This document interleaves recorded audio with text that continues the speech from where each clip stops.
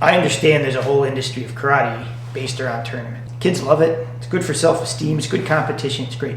But for your actual fighting mechanics, often tournaments are not helpful. Number one, there's a significant portion of people who fight in this country sport who fight point fighting, which requires you to fight sideways because you're trying to cover targets and you're not throwing actual techniques that hurt anyways. And you're teaching yourself to actually fight sideways instead of square up, the way you should be doing it for real. But it's not just the sparring that hurts it, it's the kata that hurts it. Because most judges are uneducated. What the judges want to see is really big technique.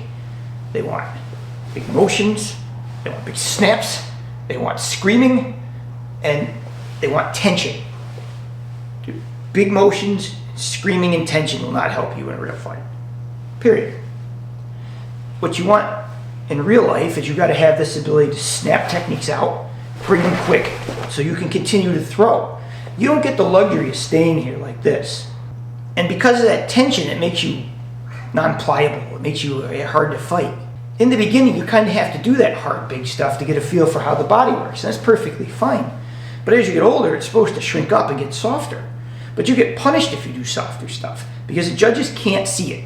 If you're doing really high-level work, where you're doing this instead of this, they can't see that. And number one, they probably don't even believe it works because they can't do it, so they can't appreciate what it is. Remember what the point of this is. In karate, it's big to small, hard to soft. That's what it is. So when you're very new, yes, you should be reaching and doing stuff like this, and that's perfectly fine.